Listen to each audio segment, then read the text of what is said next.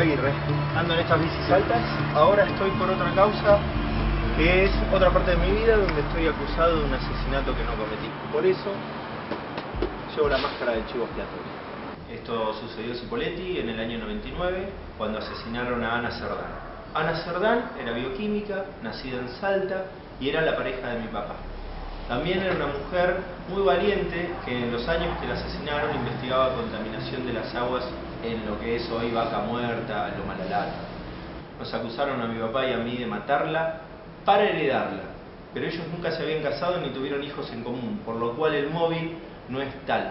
A su vez, no hubo pruebas en nuestra causa, en nuestra contra, y sin embargo, después de estar 3 años presos, en 3 veces diferentes, fuimos a un juicio de 3 meses, más largo que el juicio a las juntas militares, eso ya es mucho decir, y nos declararon inocentes. Un año después, el Tribunal Superior de Justicia de Río Negro revoca la sentencia que nos declara inocentes diciendo que el juicio era válido, pero la sentencia no, por lo cual había que hacer otro juicio y dictar una nueva sentencia.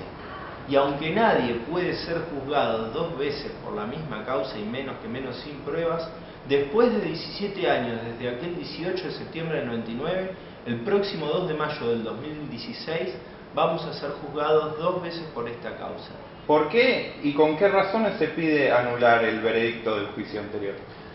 Las razones se elevan por parte del abogado querellante, que apela a una sentencia. Cuando el abogado querellante apela, el Tribunal Superior de Justicia da lugar a esto y dice cómo es que tiene que hacerse, y es dictar una nueva sentencia en un nuevo juicio. Nosotros apelamos a eso, pasamos del Tribunal Superior de Justicia de Río Negro a la Corte Suprema, y de la Corte Suprema rebotamos en la causa hasta acá, porque la Corte Suprema dice nadie puede ser juzgado 2 veces por la misma causa, pero en este caso no hubo 2 juicios. Hablame un poco sobre Pandolfi, el abogado querellante. Oscar Pandolfi, el abogado querellante de la causa, que hoy no es tal, es un hombre que ha aglutinado mucho poder en el sur del país, y el poder es porque es un hombre de mucha sapiencia en el plano jurídico, pero además ha sido profesor de muchos de los que hoy son abogados y jueces, y en un lugar pequeño las relaciones humanas se dan más diariamente que en la capital. Y además, no solo eso, sino que ha participado y ha tomado decisiones importantes, formando parte a veces de algún gobierno provincial en Río Negro, en Neuquén, años atrás. Entonces, este hombre, que también de alguna manera ha estado vinculado a Repsol YPF, ha ejercido durante todos estos años, hasta hace poco más de 2 años creo, pero lo puede seguir haciendo, una impronta sobre la causa importante, al punto que, por ejemplo, y cito los videos del primer juicio, que vamos a ver en este segundo, cuando termina de declarar una testigo bastante importante, la señora que limpiaba en la casa de Ana y de mi papá, termina de declarar, y cuando le dicen que muchas gracias por venir el tribunal, lo mira a Pandolfi y le dice, ¿está bien así? Contanos cómo y quiénes llevaron a cabo la investigación de las huellas. Bueno, las huellas dactilares fueron cotejadas en 7 u 8 departamentos especializados en esto. Criminalística de Cipolletti, Criminalística de Roca, Gendarmería de Neuquén, Policía Federal de Neuquén, Policía Federal de Buenos Aires, peritos chilenos, peritos de la Federal de Chile, y me debo estar olvidando de alguno. Lo particular de esto es que de los 7 u 8 estudios, 4 de ellos decían que la huella no era apta para cotejo, y otras 3 dijeron que sí era apta para cotejo, pero que no pertenecía a Juan Carlos Aguirre, a mi padre. Solo una de estas pericias sostenía que la huella era de mi padre. Y lo peor de todo es que esta pericia en juicio se comprobó que tenía algunas irregularidades, como por ejemplo, y también está filmado, los peritos de Gendarmería que habían avalado que la huella era de mi padre, 5 días antes del juicio, de presentarse a declarar, pasaron por el estudio del doctor Pandolfi. Y en estos casos, no sé si cualquier ciudadano lo sabe, ninguna de las partes puede afectar a ningún testigo. ¿Hay casos parecidos al tuyo que en Río Negro? Por ejemplo, la masacre del laboratorio. Sí. Ese no solo es parecido, sino que están ligados. La masacre del laboratorio, para situar a la gente que pueda ver esto, es un triple crimen que sucede en otro laboratorio de Cipolletti 3 años después de la muerte de Ana. Y en este caso asesinan a la bioquímica, asesinan a su secretaria y a una paciente. La cuestión es que esta bioquímica fue la segunda profesional y única profesional que se animó a investigar lo mismo, la contaminación de las aguas en Añelo y toda la zona de Vaca Muerta por los metales pesados del petróleo. Y el modus operandi ha sido el mismo, porque agarraron a un chivo expiatorio como David Sandoval, lo llevaron a un juicio, mientras pasó tiempo detenido, lo declararon inocente. Años después lo detienen, lo llevan a un segundo juicio y lo condenan.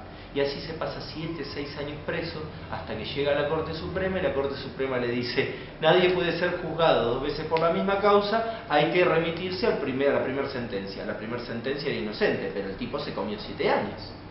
Incluso hay otro más, de una kinesióloga que investigaba el impacto óseo de la contaminación y que tampoco llegó a buen puerto. No por algo, no por nada, Cipolletti es la segunda ciudad con mayor cantidad de femicidios no resueltos de América después de Ciudad Juárez. Bien. ¿Te arrepentiste de algún proceder tuyo durante el juicio? No, en lo absoluto. Y es tal vez la única respuesta que voy a empezar con no. No, en lo absoluto. Fue uno de los momentos más conscientes que tuve en mi vida. Bien, hablemos un poquito del juez Torres. ¿El juez Torres tiene alguna vinculación por la que pueda existir una parcialidad en su labor? El juez Torres tiene la vinculación con la corrupción. Es un flor de corrupto. Tiene más de 12, 14 causas penales que le han iniciado y se las ha sostenido durante muchos años algunos otros de sus amigos poderosos. Primero, llegó tarde a la escena del crimen. Está bien que el juez Torres vivía en Roca y el homicidio fue en Cipolletti, 50 kilómetros. Pero hombre, ¿cuántas horas tardaste en llegar? Así empezamos. Y después, ese fue su derrotero, detenernos sin pruebas. Por eso nuestras 2 primeras libertades son en menos de 50 días, porque en la cámara que está por encima de él le dice: no hay pruebas para detener a los Aguirre, que sigan procesados, pero sigue investigándolos a ellos y investigue también la conexión con la investigación que hacía Ana sobre la contaminación que había. Sin embargo, nunca lo investigó. ¿Y por qué crees que nunca siguió ninguna otra línea investigativa? Porque no les convenía. Eso requiere más trabajo, mucho más trabajo, y requiere meterse contra cosas más pesadas. ¿Y por qué lo iba a hacer? ¿Por qué se le iba a jugar? ¿Porque es juez? Juez de una sociedad que funciona como funciona. Entonces, simplemente lo dejó correr y porque seguramente alguien le dijo: no, acá no te metas. Porque claramente no lo hizo. La Cámara, que nos liberan 2 oportunidades, lo aclara muy bien. ¿Y por qué crees que nunca siguió ninguna otra línea investigativa? Porque no les convenía. Eso requiere más trabajo, mucho más trabajo, y requiere meterse contra cosas más pesadas. ¿Y por qué lo iba a hacer? ¿Por qué se le iba a jugar? ¿Porque es juez? Juez de una sociedad que funciona como funciona. Entonces, simplemente lo dejó correr y porque seguramente alguien le dijo: no, acá no te metas. Porque claramente no lo hizo. La Cámara, que nos liberan 2 oportunidades, lo aclara muy bien.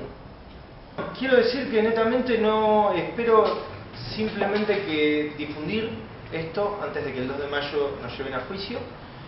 No estoy pidiendo que me crean a rajatabla. Les agradezco a los que creen instintivamente si ven en algún lado esta historia, y les agradezco también a los que no, porque tal vez al no creer se inmiscuyan más en la causa y traten de saber de qué se trata.